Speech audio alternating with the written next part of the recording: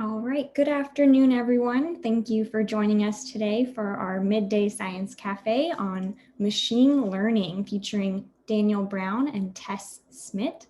My name is Rosalind Sarvey. I am the Public Engagement Specialist for Science at Cal. I will be one of your co-hosts today, along with Jen Tang from Berkeley Lab, who will introduce in just a few minutes. I wanted to start off this program with a land acknowledgement to recognize that Berkeley sits on the Huchun territory, the ancestral and unceded land of the Ohlone people, the successors of the historic and sovereign Verona Band of Alameda County. This land was and continues to be of great importance to the Ohlone tribe and other familial descendants of the Verona Band. Every member of the Berkeley community has and continues to benefit from the use and occupation of this land since the institution's founding in 1868. By offering this land acknowledgement, the Berkeley community not only recognizes the history of the land on which we stand, but also recognizes that the Ohlone people are alive and flourishing members of the Berkeley and broader Bay Area communities today. A little bit more about Science at Cal. We celebrate science through our public programs, including this Midday Science Cafe, as well as our lecture series, festivals. We typically are doing outreach in the community and on campus at UC Berkeley. Of course, we're not able to do that right now, but we hope in the fall that we can be back with you all in person. If you're not familiar with our programs, you can follow us on the web at science@cal.berkeley.edu. We also have a newsletter that you can subscribe to be in the know of all of our upcoming programs. We also are active on social media. We have a Facebook, a Twitter, and an Instagram page, and you can follow us at Science at Cal. I'm going to now go ahead and introduce you to Jen Tang from Berkeley Lab, who will share a little bit more with you. Thanks. As Rosalind mentioned, my name's Jen, and I'm the Director for Federal and Community Relations at Lawrence Berkeley National Laboratory. As folks might know, Berkeley Lab is one of 17 U.S. Department of Energy national laboratories across the country, and we're supported by DOE's Office of Science and managed by the University of California. All of the research we conduct at the lab is unclassified. Since our founding back in 1931 by a UC Berkeley physics professor named Ernest Orlando Lawrence, Berkeley Lab's been dedicated to advancing the scope of human knowledge and seeking science solutions to some of the greatest problems facing humankind. This year, 2021, actually marks the lab's 90th birthday. And as we celebrate our past achievements and imagine what discoveries the next 90 years might bring, we hope you'll visit our 90th anniversary webpage, which features many opportunities to engage with us, from virtual tours to speaker series. And we actually have a series lecture coming up next Friday, the 28th, highlighting a few of the lab's unique large scale facilities like the Advanced Light Source and the 88-inch cyclotron. So we'd love to have you join us for those. Today, as folks might know, Berkeley Lab researchers are focused on a number of research areas, from developing sustainable energy and environmental solutions to creating useful new materials, to advancing the frontiers of computing and probing the mysteries of life, matter, and the universe. Our main campus is nestled in the Berkeley Hills above the UC Berkeley campus, and we employ about 4,000 people, 1,700 of whom are scientists, engineers, and faculty members. More than 500 of our employees are undergraduate and graduate students. These are folks who are just beginning their research journey. So, Berkeley Lab's proximity to Cal and our close ties to the UC system are really geared at creating a unique and synergistic environment for scientific discovery. And a number of our lab's researchers are affiliated with one of the UC campuses, either as students, postdocs, or professors with joint appointments. So as you can imagine, Berkeley Lab's relationship with UC Berkeley is especially close, and our institution has joined forces to advance science across a number of frontiers. One of the main motivations for creating Midday Science Cafe, as you know, is to share with you examples of compelling and complementary research from both of our institutions, and we hope you enjoy today's presentation on machine learning.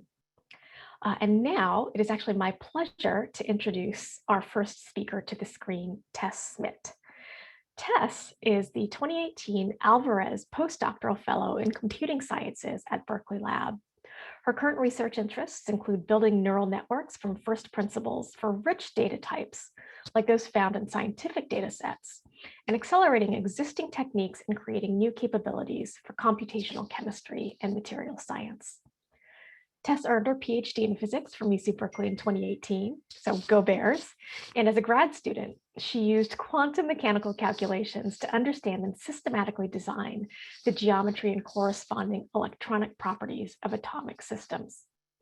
During her PhD, Tess spent a year as an intern on Google's accelerated science team, where she developed a new type of convolutional neural network called tensor field networks, which can naturally handle 3D geometry and properties of physical systems. As an undergraduate at MIT, Tess engineered giant neutrino detectors and created a permanent science art installation on the MIT campus called the Cosmic Ray Chandeliers, which illuminate upon detecting cosmic ray muons. If you visit our website, you can see some of the photos and video of the installation, which is pretty cool. So Tess, with that, let me turn it over to you. Thank you so much, Jen, for the wonderful introduction, for the invitation. I'm really excited to share with all of you today some of the research that I work on and some of the problems I find interesting. And again, I'm really proud to represent today Berkeley Lab, which, as Jen said, is just an amazing place to do research that will hopefully help for the betterment of humanity. And it's also nice that we happen to have, I believe, the best view in the Bay Area. So this is the view just outside of my office. This is the Golden Gate at sunset. So today I'm going to be talking to you about neural networks, and specifically neural networks that have something called Euclidean symmetry, and why this is so important if we want to build models that understand physics and physical systems. So I'm hoping that in this brief presentation, I'll answer the four following questions. First of all, what is artificial intelligence versus machine learning versus neural networks and deep learning? What are all these words? What do they mean? How do we organize them? Then what is different about neural networks that we use for science versus other types of data like images or text? Then why are neural networks with this special property of Euclidean symmetry? Why is it so good at handling 3D data? And then last but not least, how these methods can help us do science.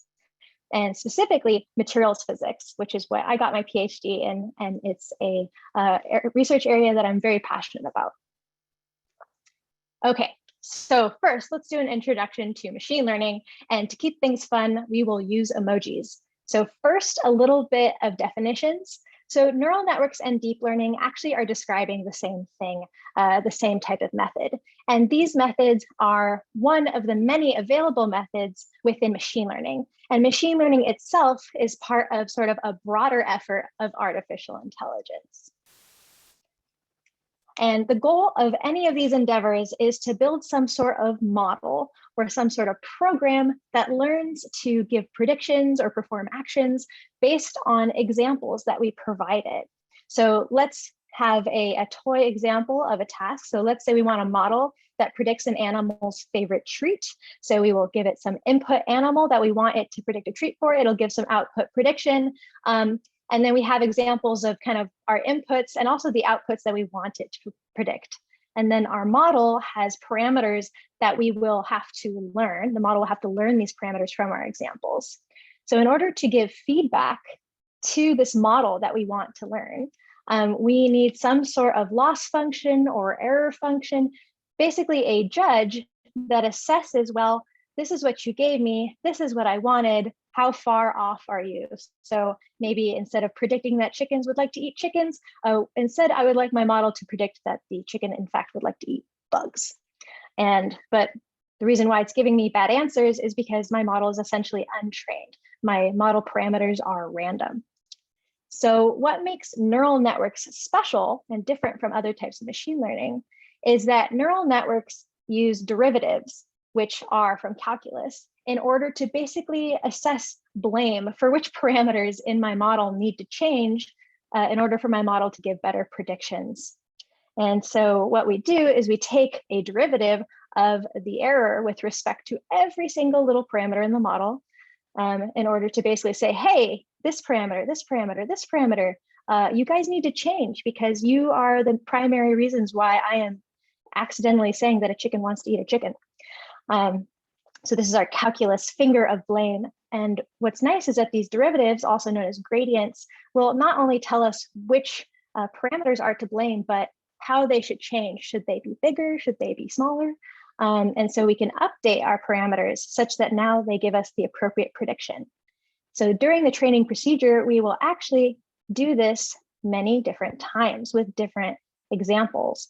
And hopefully the behavior of the model will improve as we show it more and more examples.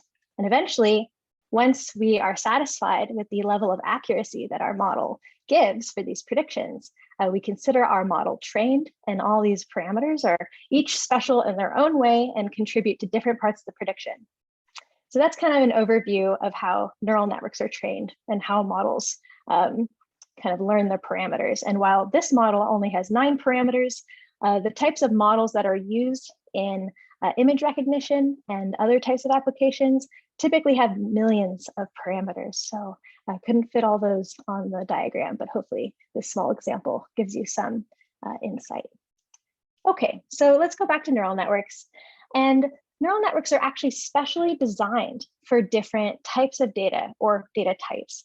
And this is to make use of special features of the data. So for example, let's say I have images. I will use what's called a convolutional neural network to predict things like, is there a cat in this image?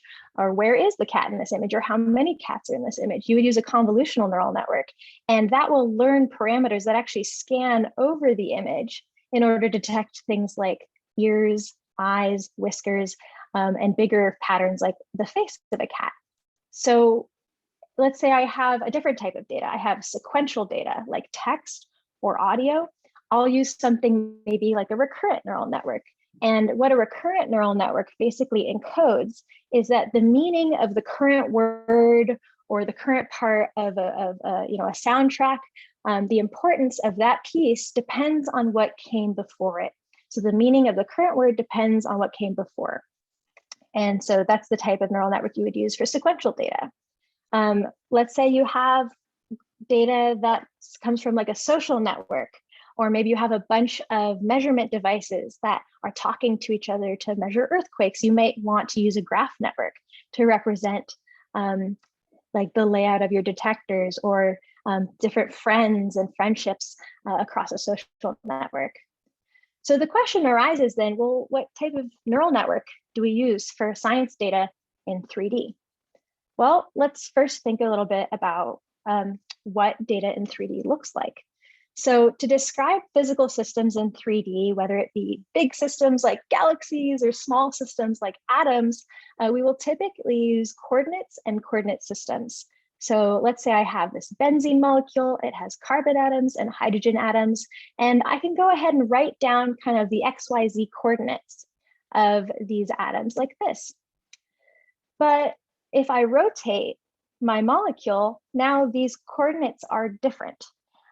So coordinates are really useful for writing things down, and especially if we want to write things down to give to a computer, but coordinates struggle with the fact that if I rotate kind of how I define my coordinate system, these numbers will change, and this makes it a challenging representation for machine learning. Just to give another example, let's say I have a more complicated system. Now it's many different molecules, and I need to choose a coordinate system with which to write down where the atoms are in 3D space. So in reality, there are no coordinate systems in 3D space. The coordinate systems are tools we use to write down the system and give it to the computer. So I could choose coordinate system 1, I could choose coordinate system 2, but they're really describing the same thing. It's just a different way of looking at it. So if I were to hand kind of the descriptions from coordinate system 1 versus coordinate system 2, a traditional machine learning algorithm will not understand that really these are secretly the same thing. But the neural networks that I build that have this thing called Euclidean symmetry built into them, it does understand that it's the same system, and it doesn't need to be trained to recognize that it's the same system. It just naturally understands that this is just a choice of coordinates. So that kind of fills in this gap here, that what kind of networks might we use for scientific data in 3D? We might use a Euclidean neural network. And just to kind of hit home on what this means, so if I train one of these networks to identify this rabbit in this image, then it's guaranteed guaranteed to be able to identify this rabbit without any further training.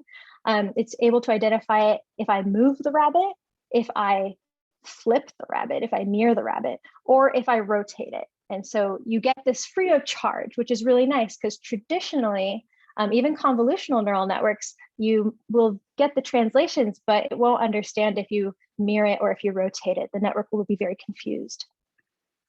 And this is especially important when you're dealing with things like atoms, because let's say I have a molecule and I want to predict the forces that each of these atoms experience, which I'm representing with these little arrows. Now, if again, I change my coordinate system, I want to make sure that my model predicts the same forces, just rotated. And this is a guarantee that you get with Euclidean neural networks. Additionally, these networks, because they understand these rotations and translations, they're able to recognize patterns and extrapolate to like molecules that are much bigger with very high accuracy, especially when similar patterns have been observed in the training data. So my background, when I got my PhD at Cal is in computational material physics. And so what I do is that I will take an atomic structure. So for example, this is the crystal structure of silicon, which makes up the computer chips in your computer. So if you basically take this box and you tile it in 3D space, this is what it would look like if you basically could zoom in to the individual atoms in the silicon on your computer chips. So what I would do is I would take crystal structures or molecule structures like silicon.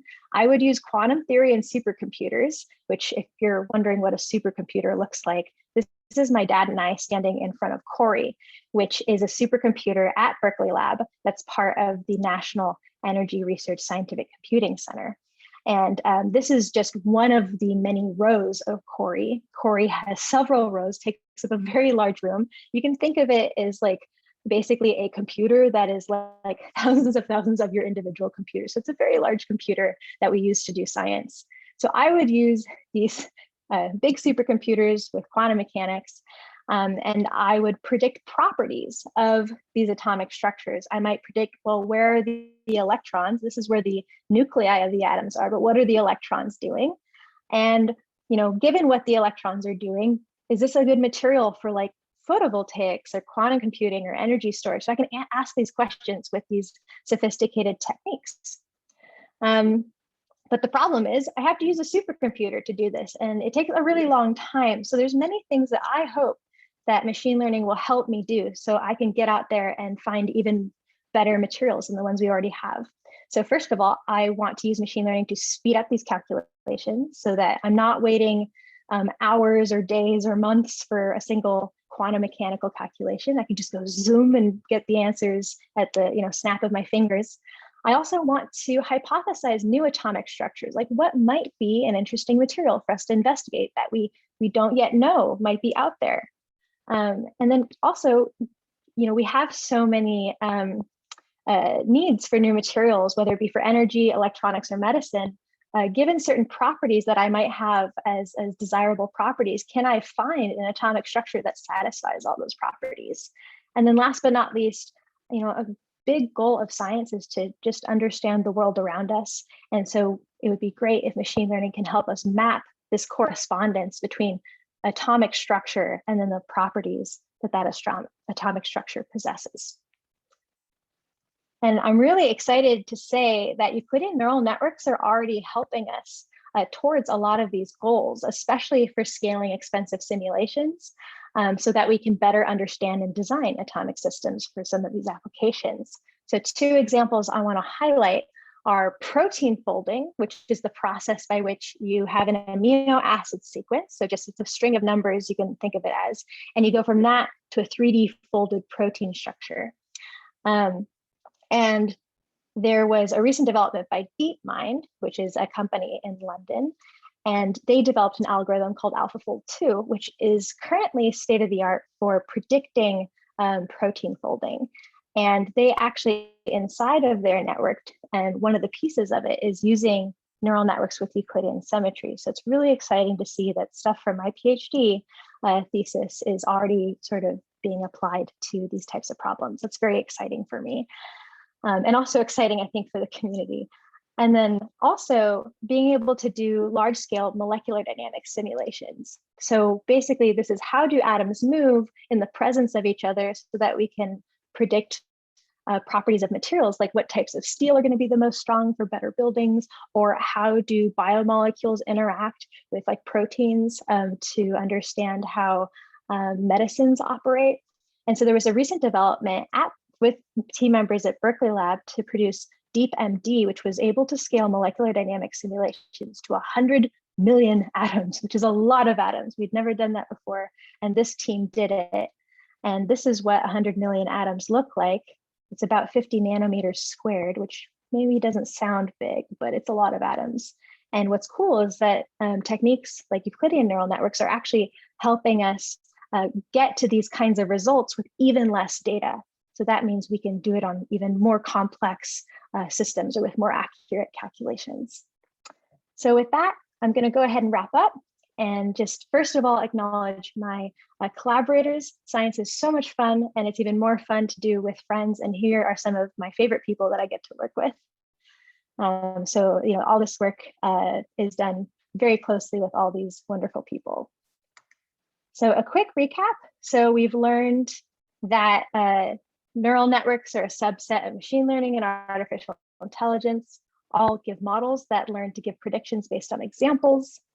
Neural networks are custom built for specific data types, and scientific data has special features that other types of data don't have. And for this reason, neural networks that understand Euclidean symmetry, rotations, translations, inversion are really good at identifying patterns that can appear in all these different configurations. And these types of networks are able to help us scale really computationally expensive or slow calculations and understand and design molecules and crystals for energy and medicine. And with that, I happily will take any of your questions. Thanks so much, Tess. So we're going to actually ask you one or two questions from the audience right now, and then we'll save some of the other questions we got for the end of our presentations. The first question we got is, so how do you calculate the gradient? That is the effect of changing some parameter in the neural network. This person thinks, does it come from lots of results from your error function? Yeah, so you will actually calculate the gradient. What we actually do in terms of coding is that we use specialized frameworks that have a property called auto differentiation. So you can think of a program as a bunch of blocks of operations, and each of these blocks have sort of a forward definition and a backward definition. And so what we do is we chain all these blocks together, and when we perform these gradients, we're basically just reversing the neural network. And so we're calculating these gradients using what's called auto differentiation. So hopefully that answers at least part of the person's question. Thanks, Tess. And another question about these Euclidean neural networks. How are they constructed? For example, how does it implement rotational and reflection invariance? Yeah, this is a great question. So I typically give a 1-hour lecture just explaining all these properties, but to give sort of the 2-second TLDR, is that they have specialized convolutional filters that are comprised of learned radial functions and spherical harmonics. And then they have to, instead of just scalar multiplication of like a number times a number is a number, it has the types of operations like a vector times a vector could give you like a 3x3 matrix. So, and this is basically the difference between scalar multiplication and tensor products. So we have to basically use tensor algebra inside these networks. So special filters and tensor algebra. Got it. Thanks so much for those explanations, and thanks for a really interesting presentation. Let me actually turn it over right now to Rosalind, who will introduce our next speaker, and we'll get to some of the other questions we got for you after that next presentation. Great. Thanks everyone for the questions. Thank you so much, Jen and Tess. It is my pleasure to introduce Daniel Brown, our next speaker. Daniel is a postdoctoral scholar at UC Berkeley. His research focuses on helping robots to safely and efficiently interact with and learn from humans. He received his PhD in 2020 in computer science from the University of Texas at Austin. Prior to his PhD, Daniel worked for the Air Force Research Lab's Information Directorate in Rome, New York, where he researched bio-inspired swarms and multi-agent systems. He received his bachelor's and master's degrees from Brigham Young University and spent 2 years as a church missionary in Japan. In his spare time, Daniel enjoys reading, jazz music, playing strategy board games, and spending time with his wife and 3 kids. We are very excited to have Daniel here with us. So Daniel, why don't you go ahead and take it away?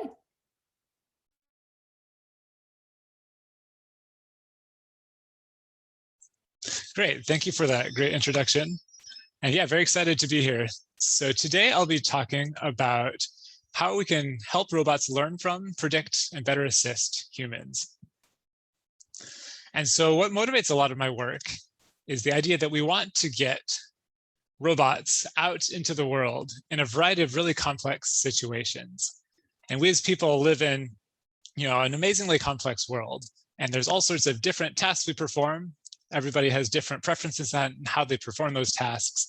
And ideally, we'd like to get robots out there that are able to learn from people, assist people under a variety of different preferences and situations. However, this can be really hard for a robot. And so today I'll be talking about some of the challenges that a robot faces and some of the work we've been doing to try and bridge that gap between where we are now and where we'd like to get to in the future. In particular, I'll be talking about 3 different areas. Starting off with how we can allow robots to learn from people in ways that are natural for people to teach them, how robots can use models of human behavior in order to better predict and interact with these people, and how robots can better assist people. And so a lot of this work is kind of based off a branch of machine learning called reinforcement learning. So reinforcement learning is a type of machine learning where we have a robot or some kind of computer interacting with an environment. And in this case, the robot takes an action, and that affects the state of the world. It affects what happens. Maybe the robot turns its head. That's going to give it a new observation. Maybe it can now see something it can't see. And in reinforcement learning, the robot also receives a signal, what we'll call a reward, which is just simply a number that tells it whether it's doing something that's good or bad. So you could think of how maybe you teach your dog by giving a treat every time it does something good. Similarly, we can have these computer systems or robots learn how to perform better actions by receiving rewards or penalties. And reinforcement learning is a way of teaching a robot how to perform a task via trial and error, where the robot performs different actions and then looks and sees what rewards it got, and then learns how to behave in the environment to maximize the rewards. And this type of a setup has been shown to work really well. For example, Google's AlphaGo was recently able to beat the world champion in this really complex board game called Go, where this computer program trained itself and was able to learn via trial and error how to play a really good game of Go. Similarly, some of the work that we've done here at Berkeley is in teaching a robot how to pick up a weirdly shaped object, where the robot, through trial and error, tries different ways of picking up the object. Every time it succeeds, it redrops the object and it falls into a new position. And over time, it learns how to pick up the object, no matter in which position it lays on the table. So one thing you might wonder, though, is where does this reward function come from? Because this is really the signal that drives the learning in these reinforcement learning problems. And typically, this is an engineer or a computer scientist or roboticist that sits down and spends a lot of time figuring out what the right signals are that it should send to the robot to give it clues as to whether it's doing good or bad at the task. And while this might be easy for something like a game where it's like, +1 if you win, -1 if you lose, or picking up an object where you can just give a reward of maybe, +1 every time you pick it up, it can be really complicated in domains such as driving, where it's really hard for a person to sit down and write down math or write down a computer program that will give a reward that will lead to really good driving behavior. But it's actually pretty natural for a human, anybody, to actually give a demonstration of what they think good driving looks like. And so often for complex tasks, it can be easier to actually give an example than to actually write down an explicit kind of objective that you want the robot to accomplish. So this is where a lot of my research is focused on, this idea of rewards learning, or what's often called inverse reinforcement learning, where we have a robot that's observing, say, a person interacting with the environment. The person is taking actions, receiving new observations, and they're acting in a way that maximizes some internal reward. They have some intent, some goals and motivations, and the robot here doesn't get access to that. That's inside the human's head, and they have to reason about, why did the human do this in this situation? What is the human's reward function? What are they actually trying to do? And so by learning a reward function, the robot can try and infer the intent of the person. And as Tess talked about, we're going to use machine learning for this as well, where we have some model that comprised of a whole bunch of numbers. This could be like a neural network model that's our reward model, and our inputs here are going to be observations and actions. And we're going to try and predict a number as an output, a reward that we can use to kind of model the human's behavior in terms of what their intent is. And so we're going to start off by talking about how a robot could use reward learning in order to learn complex tasks, in particular in ways that are natural for a human to maybe teach a robot. And so it's pretty natural when we teach somebody something to show them good and bad examples. And so one of the things we've recently looked at is how robots could learn from ranked preferences over demonstrations. So if I give some examples of how to perform a task and I give some preferences over them, then maybe I say that this example is better than this example, but worse than this other example. And this is nice because you actually don't need to provide the best examples. Maybe this is a task that a human struggles to perform really well at, but they can show you things that you shouldn't do and things that are maybe okay. And the insight here is that if we find a reward function that allows the robot to explain the rankings, it might allow the robot to kind of extrapolate beyond the best demonstration. So as an example of this, here's a simulated robot that we were trying to teach how to run. So this robot is trying to run to the right as far as it can. And we gave it some ranked examples, ranging from terrible. So here the robot is just kind of like scooting on its face, not making much progress. And then we gave it several more examples of increasing quality up to this best example that we gave it, which is doing better, but kind of like a toddler. It runs and occasionally face plants. And the idea here is that we want our algorithm to learn a reward function from these set of ranked examples. In particular, what we're able to do is we learn a reward function that is able to key in on what the good and bad things are, given these preferences, and is able to learn a reward function that allows it then through trial and error to learn a much better running behavior than was ever seen in these demonstrations. In this case, able to run about twice as fast and as far as the best example. And so how do we do this? At a high level, basically we have, say, two examples. If we say example B is better than example A, we want to be able to score these examples so the score for B is higher than the score for A. And so we're able to take these little snippets of behavior and essentially feed them through our reward model.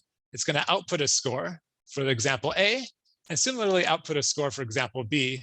And then we train this model, like Tess mentioned, via calculus, so that it outputs higher scores for the better ranked examples. And so this is a nice way for robots to learn naturally from people and from their preferences. I'm now going to kind of shift gears and say, okay, what else can we do? So let's say that we've learned maybe a model of a human's reward function. How can we use that to better predict a human's behavior?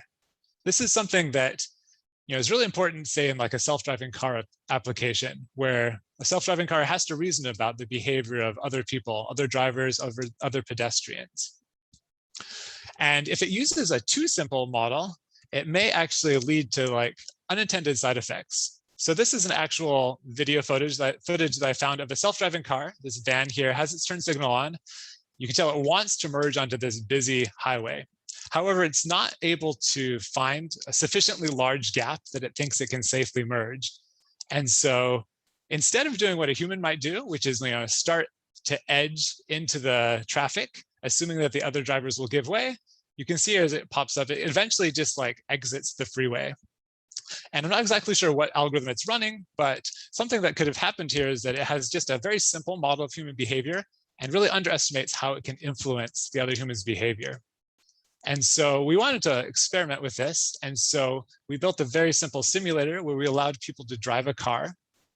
And then we inferred a reward function that we thought best modeled human driving behaviors.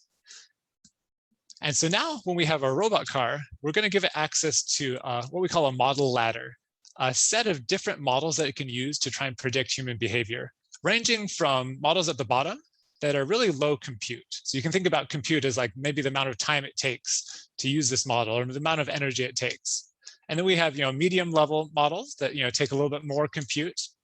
And then very complex, high fidelity models that maybe take a lot of time or a lot of energy.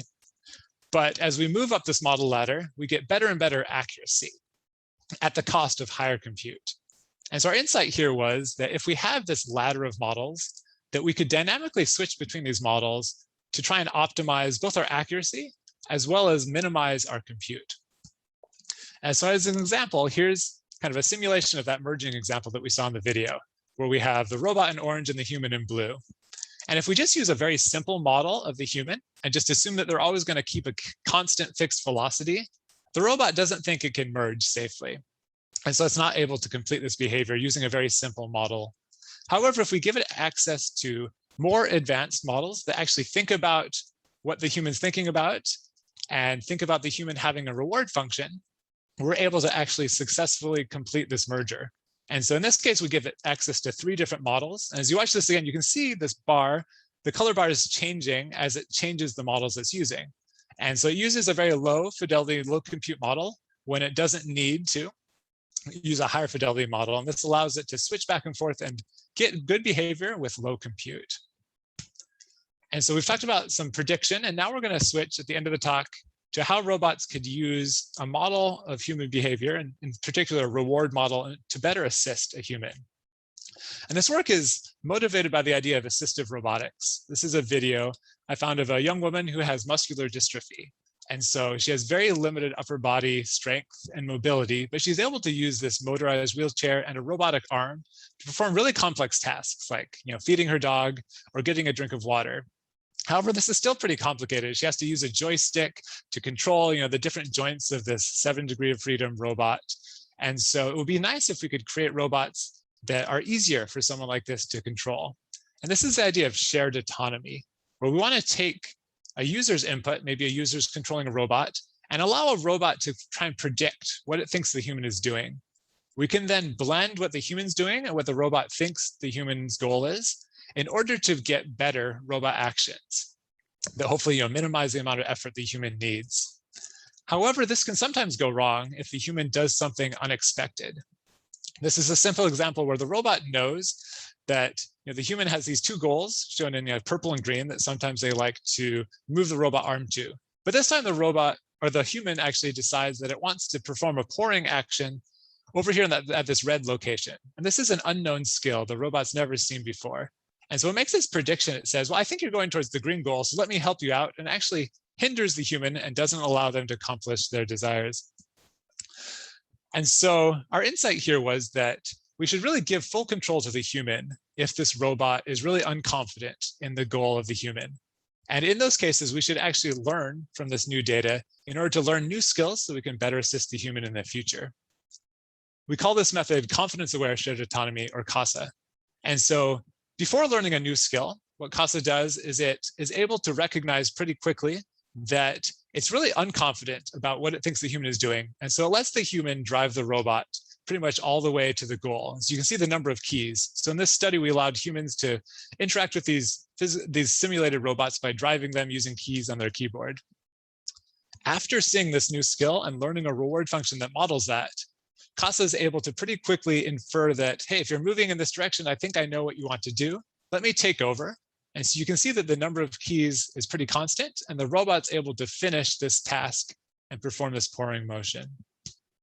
So as to recap, we've talked about how robots can better learn from, predict, and assist people by learning reward functions that really model human intent. And yeah, I'd like to give a big shout out to all my brilliant collaborators who have worked on these projects with me, and without which none of these projects would have happened. And so with that, I'd like to end and yeah, open it up for questions. Thank you. Thank you so much, Daniel, for that wonderful presentation. Just a reminder to folks, if you have any questions, feel free to put them in our chat box as well as our Q&A box. So Daniel, a couple of things that we were wondering, what in your kind of personal experience has been the most challenging aspect of working with robots? I think the robots are always very challenging, yeah. And so I think a lot of the stuff that I showed is, was done in simulation, just because that's like a good starting point. But yeah, every time you deal with like an actual physical robot, you have to deal with like things breaking. Like nothing is really known in the real world. We can have like nice models of, how the robot might move, about friction and different things like that. But when you actually get into the real world, there's a lot of uncertainty. And so even just like dealing with robot perception and limitations in mechanics is always hard. And then when you like throw like a human in the loop, I think that makes things even harder because people are just kind of inherently hard to predict. And so I think that's what like makes it challenging, but also fun to think about is, yeah, how can you get robots, interacting with, noisy and messy humans in like messy environments. And so I think having like these physical systems is definitely like one of the biggest challenges. Thank you so much. I'd like to go ahead and invite Tess and Jen back onto the screen so that we can do a much larger Q&A with the whole group. And one question that I think for both of you is, besides the applications that you've mentioned, are there other machine learning applications that you're most excited about seeing in the future and, impacting the world that we live in broadly? You want to take that first, Daniel? Sure. Yeah. So I think, doing like robotics, I think there's lots of like really cool applications, like some of the ones I talked about, like, self-driving cars, assistive robotics, rehabilitation. But I think also like I'm very, excited about, I think the future of like assistive technologies just for like everyday people in terms of like having kind of your own like personal assistant that can like help you manage your schedule, help you find information more quickly, help you like, brainstorm ideas. I was thinking about like, the Avengers movie, like Iron Man, people talk a lot about the suit, but I think like his like computerized system Jarvis is even more impressive, like something you can talk with in natural language that can like help you solve complex problems, design cool things. And so I think having these like really intelligent interactive assistants is something I'm pretty excited about. Yeah, I mean, similar to some of what Daniel said, I'm really excited about creating tools for design, whether it be of molecules or buildings, basically learning sort of new languages with which we can kind of articulate, well, we want a little bit more of this or a little bit more of that. So easier ways to articulate complex designs for technology as well as art. Fantastic. Thanks both. So Tess, I've got a couple questions for you that have come in about Euclidean neural networks. So this is a question that's got 3 different parts. So let me start with the first part. Do Euclidean neural networks require programming input to limit the degree of precision to apply when calculating coordinate changes under rotation? Here's the second and third parts. If so, how do you determine what level of precision is sufficient, and are there limits to the precision that can be applied? Yeah, this is a really great question. I think if I'm interpreting it correctly, it's saying like, basically, how does numerical accuracy play into the role of preserving a symmetry? Because symmetries are kind of thought of as absolutes, but yet when we do stuff on computers, we can only do it to finite precision because of how we represent numbers in the computer. So the way that this comes up is that the way that the network is defined, it's actually like, you can kind of think of it as like a space of functions that it's allowed to learn. And so it doesn't matter too much about the numerical accuracy of the actual computation. It's more about what operations do we even allow it to use. So it's only allowed to operate in certain ways that preserve symmetry. And so it's not actually sensitive to the numbers themselves. It's like the arithmetic that we use. So it's a great question. And we sometimes for different applications will want more accuracy or less accuracy, and that will change whether we use like float 32 or float 64, so different levels of numerical accuracy. So that's where that comes up. But for the symmetry itself, it's the operations and not the numbers. Got it. Thanks, Tess. And let me actually ask this question for Daniel, which just came in. So when the simulated robot dog provided examples of different quality for walking, falling down at first, but getting better, how does the learning system pick out what features or motions are useful and should be learned from? Yeah, that's a great question. So that's kind of the magic and mystery of deep learning is like, we don't know exactly what like these networks are always paying attention to, but I think like intuitively, if I give like you an example, like, A is better than B is better than C, then like if you're able to like accurately like score these examples, then in some sense you have to be picking up on what things are better and what things are worse, because that's kind of like the only way you can differentiate these. And so we're asking this like machine learning model, we're training it by giving it pairs of examples, essentially saying like, which one do you think is better, comparing their answer, like the algorithm's answer to the human's answer, and making sure they match. And so the hope is that this algorithm will pick up on things that the human, thinks make things better or worse. That's not always guaranteed to happen. But I think, in like that like kind of robotic dog example, I imagine it's picking up on things like, how fast it's moving, kind of it gets on access to like joint angles and things. And so I think there's probably some kind of complicated things that it's like reasoning about, but eventually like allow it to like think that, okay, like, moving faster to the right, not tipping over are better, tipping over and like moving slower or like face planting are worse. And then once it's kind of figured out what the good and bad things are, it's able to, like through trial and error using reinforcement learning, experiment with different things and figure out, okay, what's the best way to like maximize the good things but minimize the bad. Thanks so much. I have some, sorry, go ahead. Is it okay if I add a little bit to that? Just to augment, I think, what Daniel's saying. Like I like to think about, okay, so we think of deep learning, like, yeah, it's kind of this black box, but the thing that you get to do is that rather than be an architect of like the specific computer program, you're kind of giving the guidelines and you're the architect of the training task. And so all the artistry and all the skill that comes from having experience in these techniques is constructing a basically like the scaffold for an effective program, and then letting the learned parameters kind of fill it in. So we actually have a pretty good sense, at least, of like, what are the options for operations that the network will use? We just maybe don't know how much of this operation versus that operation it's going to use. So it's like Daniel's doing all this like supremely clever stuff of how do you actually construct a learnable task to assess reward functions. And so it's just a super cool aspect of his research. Thank you both for those thoughtful answers. We had another question come in the chat, kind of regarding the ethical implications of your work. They asked, have any of you given thought to the possible downside of artificial intelligence, that the system could game against the human under unforeseen circumstances as complexities increase? Yeah, absolutely.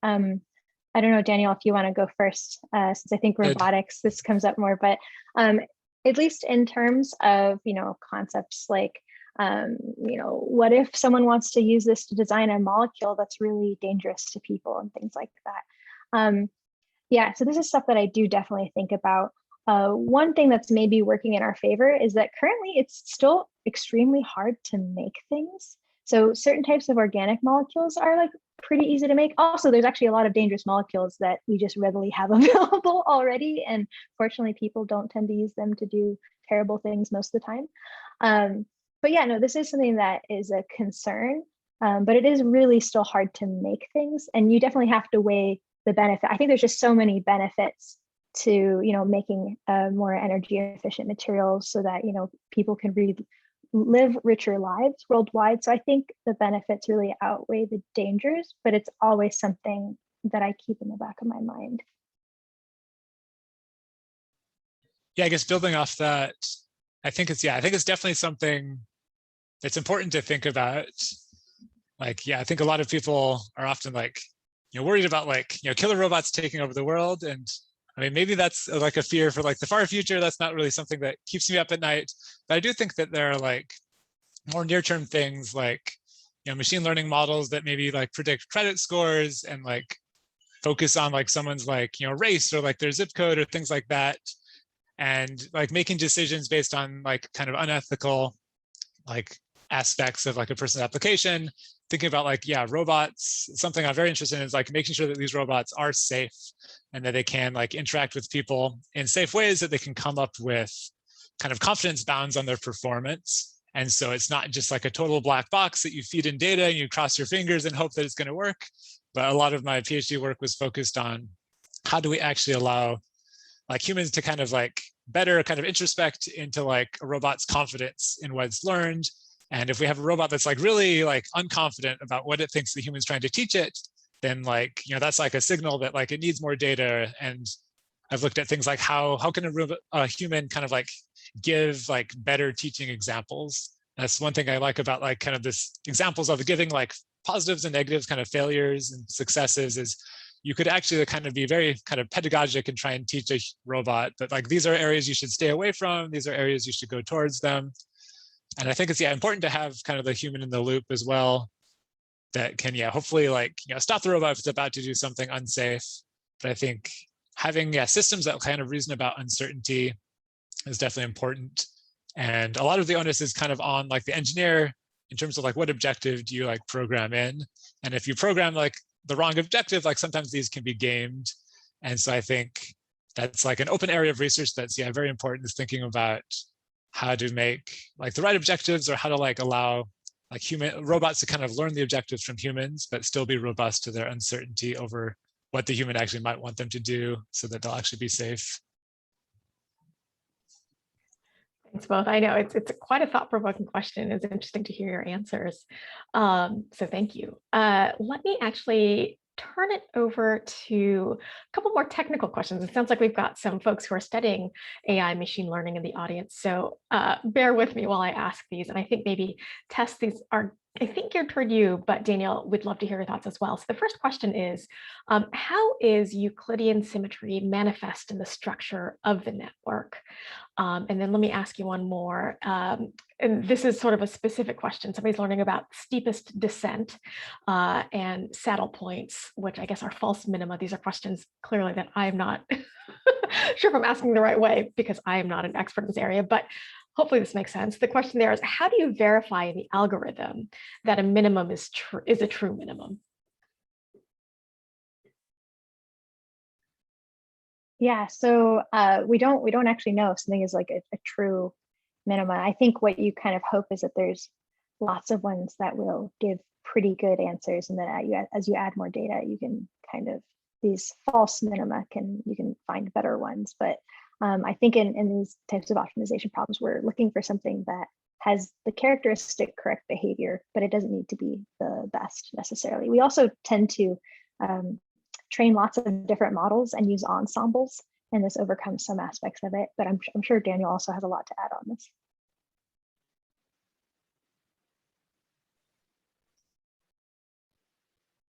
Yeah, I guess, can you rephrase the question again?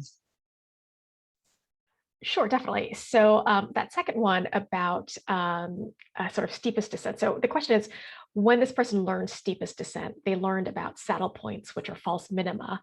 So the question is, how do you verify in the algorithm that a minimum is a true minimum?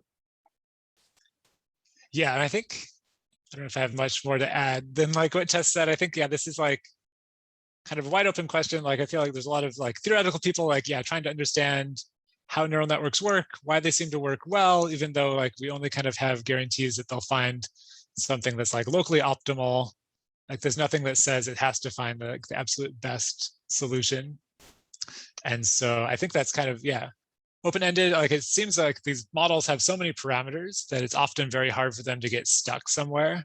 That like there's often always like some direction that you can move to kind of improve. And so I think it's like likely that it finds like something that's close to optimal, but it's always really hard to know, like especially as like a practitioner, as you're training an algorithm, like you never know if it's kind of like in a plateau area, and if you just train it like another day, if it'll like find something that's like 10 times better, or whether you found kind of like the best that you can do given the data. And so I feel like, there's a bit of like kind of engineering involved there in terms of like trying to find the right data, like Tess mentioned, like finding the right architectures. And then there's a lot of tuning involved in these networks to like try and make sure that they converge to good solutions. But I feel like, it's always kind of an open question of whether there's like a better solution out there that you just didn't like tune things right and couldn't find, which makes it kind of exciting, but also sometimes frustrating. Yeah, and to add to that, I think there's also many different types of optimization strategies. So some will use something called momentum. So not just the instantaneous like gradient or steepest descent, but like kind of accumulated gradients and things like this. So there's many different, like there are people whose expertise is purely in optimization. So it's a very rich area. So those people would probably be better to answer the question specifically. I guess one note about the Euclidean symmetry question, how does it manifest in the network? And again, it's basically of the way we treat the data. So the data they're not just numbers. They travel in packs. So like if you have a 3D vector, you treat those 3 numbers as kind of a special object. So you don't separate them, you don't act on them independently, you act on them together. And then additionally, again, this notion of tensor algebra and specialized convolutional filters. So we have to be consistent and treat everything such that we can kind of say, okay, well, what is a vector times a vector? Well, you have a dot product, which is a scalar. You have a cross product, which is another vector, or higher order interactions. So that's how the symmetry manifests, which probably doesn't feel like a satisfactory answer, but I guess the math answer is representation theory. Group representation theory is what we use to have that symmetry manifest in it. Yeah, so that's a good Wikipedia word. Not that the article will be very clear. It's kind of a complex topic. But yeah. Thank you both. Another kind of broad question that we got from the audience is, how wide open do you think the field of machine learning is? And what they mean by this question is, how much more improvement in techniques and methods are likely to be discovered? Do you think the field has reached a point where most things have been discovered, or is there still a lot more to know? Yes, I see Tess shaking her head. And yeah, I think I also agree that I don't think we've discovered nearly enough things to do this kind of stuff that I think, we want to do, and the kind of things that will have real impact in the world. And so I see it as, still being very wide open. I feel like, we still don't understand almost anything. There's still lots of open questions. I think, we understand a few things reasonably well, very specific kind of classification problems, is this an image of a dog or a cat? But even then, there's still open questions as to why, if I perturb a couple simple pixels here and there, does my prediction change from a dog to an orangutan with 99% confidence? And so I feel there's still tons of really interesting questions out there, tons of applications as well. I think machine learning is starting to kind of move into all sorts of different fields, but I see, a pretty rich future. And I think, there's lots of room for lots of people to make good contributions.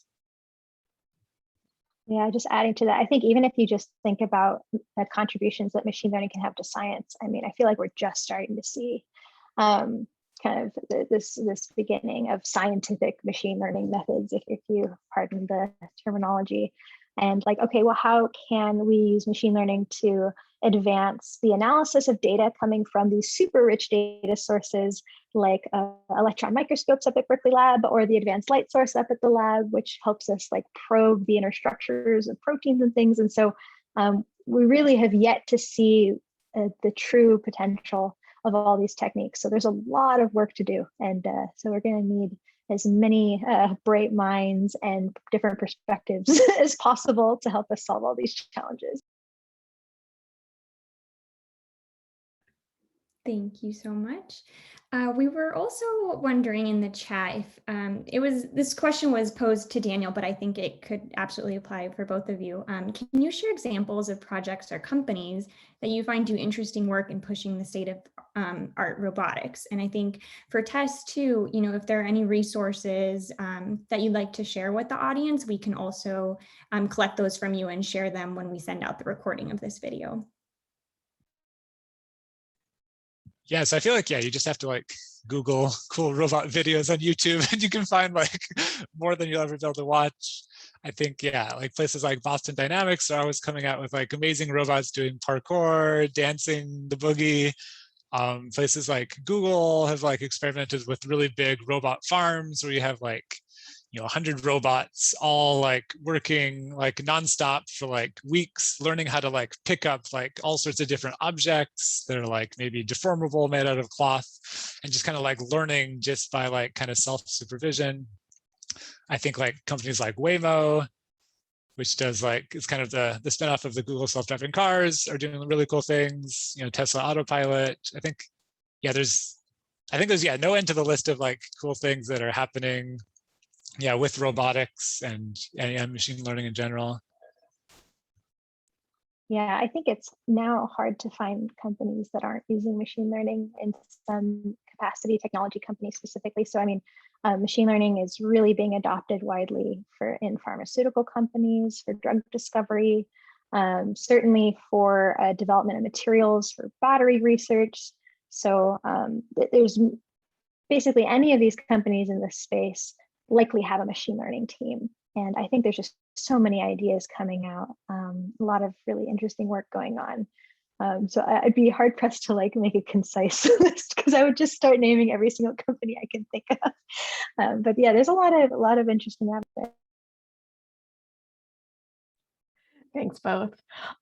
So a couple more questions. I think these are for you, Tess, and they're more sort of technical. So the first question is: would the Euclidean networks work on image data to recognize objects from pictures to video?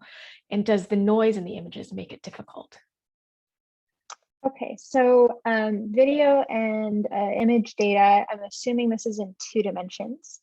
So it would still work, but these models are even better if you 3-dimensional data. So if you have kind of that type of data lying around, which we often do in science, whether it's from tomography or x-rays or all these sort of amazing characterization methods. So it would work for that. As far as how noise works, it's actually kind of interesting. So it depends on the nature of the noise.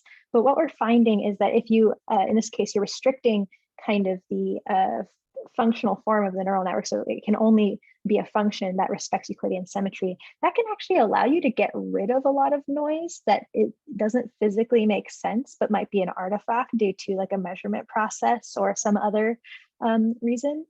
So these methods, so Euclidean neural networks and other types of equivariant neural network methods, are very robust to certain types of noise, which is really interesting.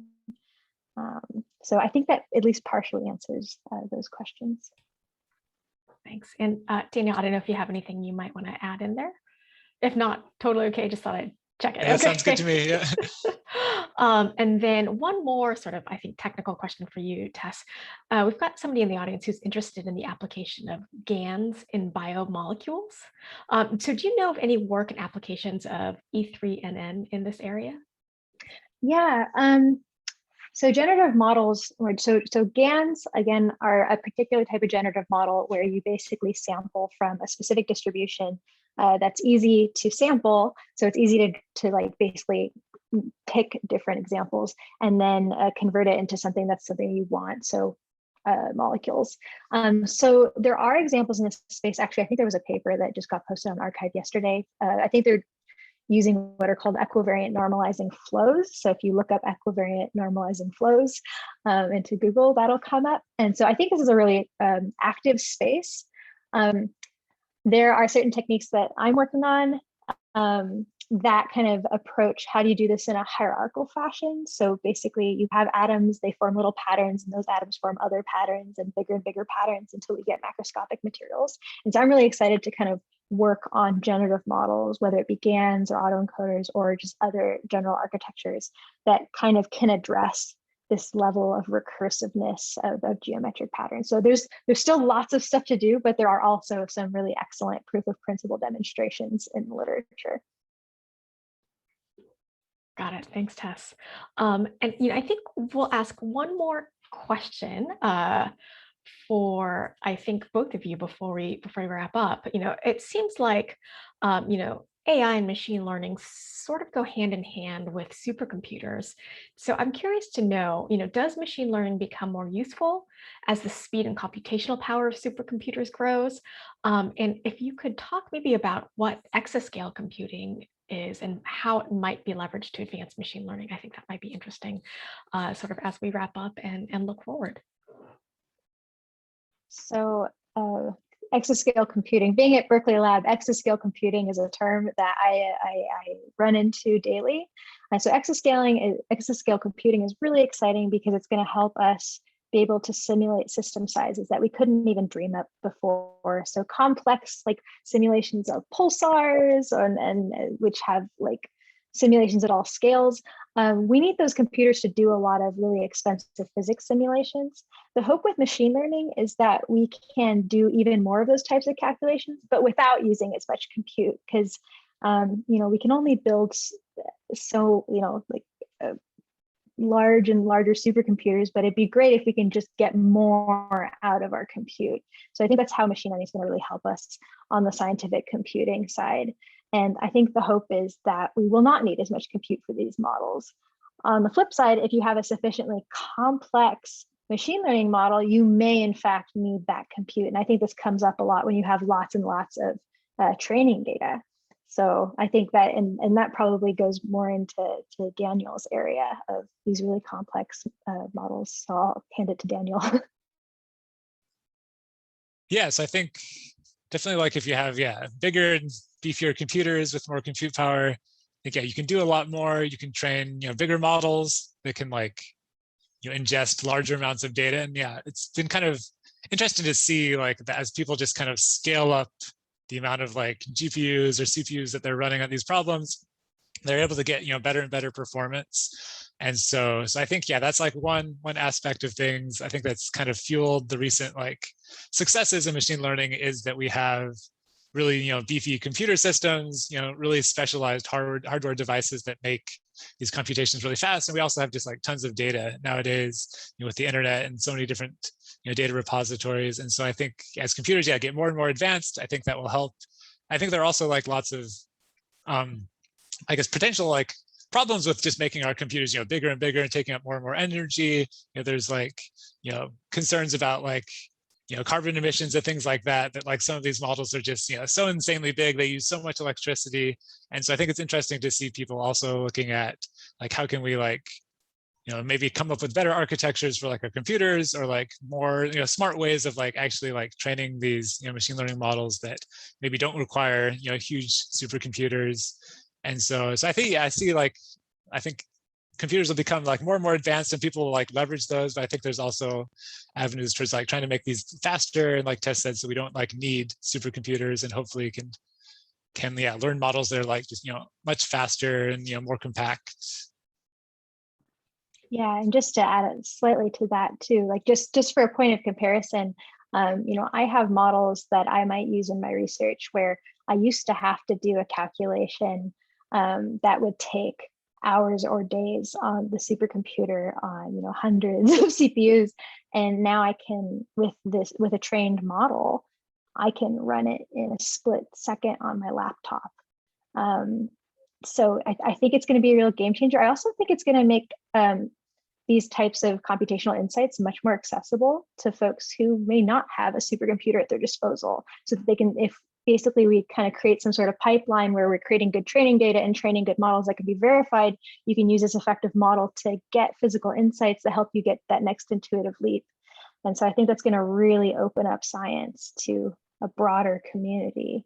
And that's really exciting. Definitely exciting for sure. Well, I think that brings us to the close of our event. And before we say goodbye, I just want to thank Tess and Daniel one more time for their really exciting and engaging presentations. And I also want to thank the audience for their great questions. We appreciate you tuning in and sharing with us your thoughts. So with that, I'd say if you're interested in staying up to date on research coming out of Berkeley Lab or UC Berkeley, you can visit us on the internets, science@cal.berkeley.edu and lbl.gov. So with that, thanks so much. Have a great afternoon. We hope to see you for the next Midday Science Cafe.